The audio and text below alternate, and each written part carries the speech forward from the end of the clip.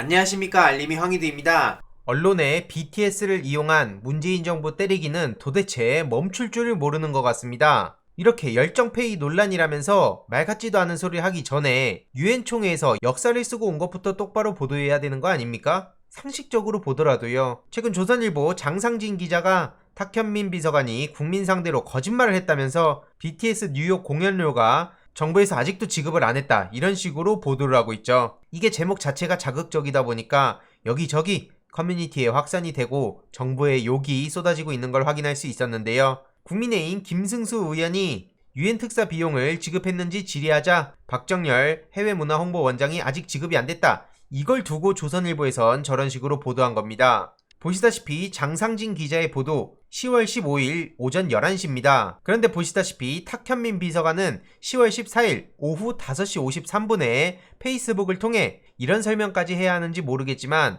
계속 문제 제기를 하니 직접 확인해서 알려드립니다 라고 분명히 팩트체크를 한 바 있습니다. 한마디로 15일에 장상진 씨가 보도를 하기 전에 14일에 탁현민 비서관이 입장을 밝힌 건데 이걸 못 봤을 리가 없을 것 같다는 생각이 드는데도 불구하고 어쨌든 이때다 싶어서 BTS를 엮어서 문재인 정부를 비난하고 있네요. 핵심은 행사 시작 전 이미 관련 계약을 완료했고 정부 행정 절차상의 대금 지급 결정이 이미 완료됐지만 BTS 소속사 하이브가 작성한 결과 보고서가 지난 10월 13일에 제출됐다는 거죠. 한마디로 하이브 측 입금 요청이 있어야 입금이 되는 정부 절차라는 걸 공개한 거고요. 하이브에서 입금 요청을 하면 3일 후에 바로 입금이 된다는 걸 저렇게 친절히 상세하게 내용을 공개한 거죠. 이런 사소한 절차와 표현의 문제를 두고 마치 거짓말을 한 것처럼 오도하지 말라고 따끔하게 지적을 했음에도 불구하고 조선일보 장상진 씨는 저렇게 대놓고 따옴표 보도를 하고 있네요. 이에 대해서 탁현민 비서관이 추가적인 입장을 밝혔는데요. BTS와 소속사는 아무런 불만이 없다는 겁니다. 게다가 문재인 정부와 BTS가 했던 일이 아직 꿈만 같은데 정부가 절차와 과정을 밟는 게 당연한데 계속해서 저런 식으로 묻겠다면 답은 간단하다는 거죠. 앞으로는 국가의 비용 처리 과정을 생략하고 사인 간 계좌이체 하듯이 바로 입금하는 걸로 국회에서 법률과 규정을 바꾸면 된다는 겁니다. 그리고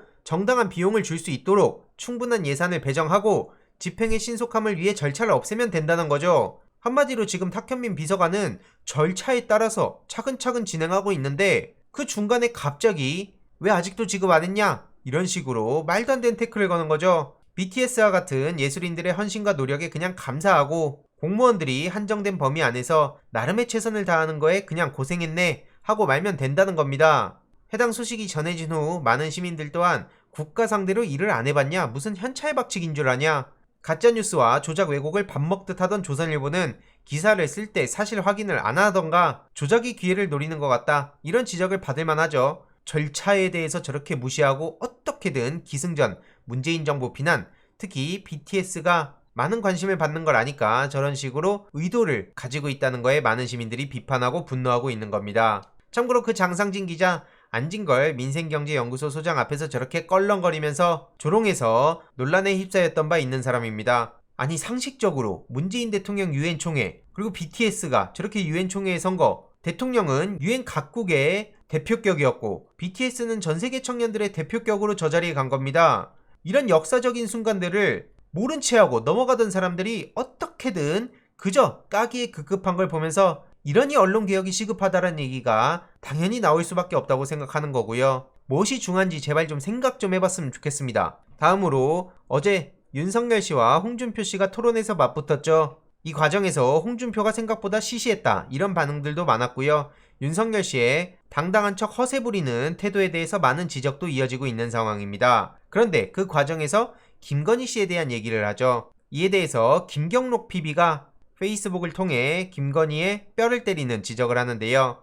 아이디를 주고 증권회사 직원에게 주문을 낼 수 있는 권한을 줬다, 이런 얘기를 윤석열 씨가 하자 김경록 씨는 증권회사 어떤 직원도 그런 일은 하지 않는다는 걸 지적한 겁니다. 불법이고 그런 걸 안 하겠다고 서약까지 주기적으로 한다는 거죠. 핵심은 김건희 계좌와 김건희 돈이라는 거고요. 그러면 당연히 계좌주와 돈 주인을 잡아다가 물어봐야 되는 거 아니냐고 지적한 겁니다. 윤석열의 발언을 보면서 이게 검사들 수준이라고 따끔하게 질책을 하고 있고요. 금융과 주식, 증권이 돌아가는 걸 하나도 모르는 사람이 조국 전 법무부 장관 몰아갈 때 사모펀드에 대해서 이러니 저러니 저러고 다녔다는 게 쑥스러울 정도라고 비판을 하고 있습니다. 이거에 대해서도 주말 동안 많은 비판의 목소리가 나올 것으로 예상되고요. 과반 찬성에도 폐기된 김건희의 제조사가 교수의 꼼수라는 비판을 받고 있기도 합니다. 여러모로 김건희 검증에 대해서도 도이치모터스 코바나 콘텐츠 그리고 논문까지 지겨울 정도로 많은 비판이 나오고 있음에도 불구하고 여전히 뜨뜻미지근하다는 지적이 나오고 있습니다.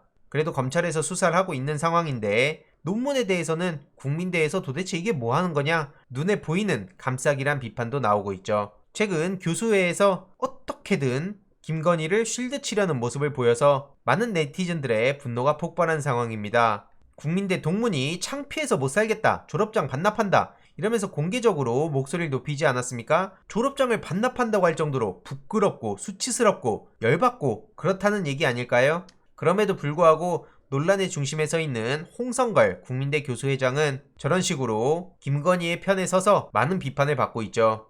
오죽하면 교수회가 아니라 꼼수회라는 지적도 나오고 있고요. 돈 많고 학위 필요한 사람들은 국민대에서 학위 사가라 이런 얘기까지 나올 정도죠. 이런 불신과 특히 국민대 학생, 교수 그리고 동문들의 분노도 전적으로 김건희 실드에서부터 나오는 거란 걸 다시 한번 느껴야 됩니다. 그런데 2030 청년들 여기에 대해서 분노한다는 얘기 왜 언론에선 제대로 보도 안 할까요? 열받은 사람 주위 청년들만 보더라도 한둘이 아니던데요. 한 국민대 교수는 불의에 눈 감는 선생들에게 학생들이 뭘 배울지 걱정된다. 오죽하면 이런 인터뷰를 했겠습니까? 1차 투표 진행 중에 투표룰을 변경하는 것도 납득이 어렵다고 지적하고 있고요. 이런 와중에 윤석열 씨의 삼고초례 주호영 씨가 선대위원장을 수락했다는 소식이 전해지며 좌호영, 우종인, 날개를 달았다고 언론이 보도를 하고 있는데 글쎄요, 주호영 23억 씨가 저기에 들어간들 뭐가 달라질까요?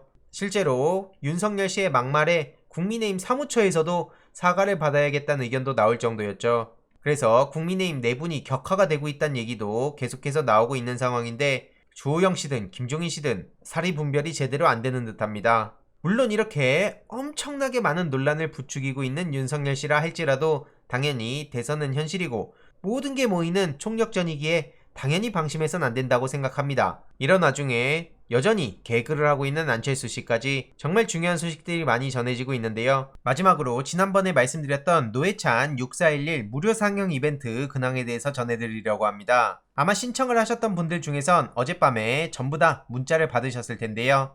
무려 400여 분이나 신청해 주셔서 정말 감사드리면서도 코로나19로 인해 최종적으로 129명밖에 선정하지 못한 점 양해 부탁드립니다. 특정한 시간과 장소의 제약이 있음에도 이렇게 많은 분들이 신청하신 걸 보며 그만큼 많은 분들이 노회찬 의원을 기억하고 그리워한다는 걸 느낄 수 있었고요. 앞으로 이런 좋은 기회들을 다시 만들 예정입니다. 지난번에도 말씀드렸듯이 이번 만남을 계기로 노무현 대통령과 노회찬 의원 두 분의 가치와 철학을 이어가고자 하는 분들이 함께 힘을 합쳐서 사람 사는 세상을 만들어가길 바라고요. 당첨되신 분들은 내일 오후 3시 영화관에서 뵙도록 하겠습니다. 추가적인 소식들 계속해서 전해드리도록 하겠습니다. 이번 내용도 유익했다면 구독, 좋아요, 알림 설정, 멤버십 가입 정말 큰 힘이 된다는 점 말씀드리고 싶습니다. 이번 내용도 주위에 널리 공유 부탁드립니다.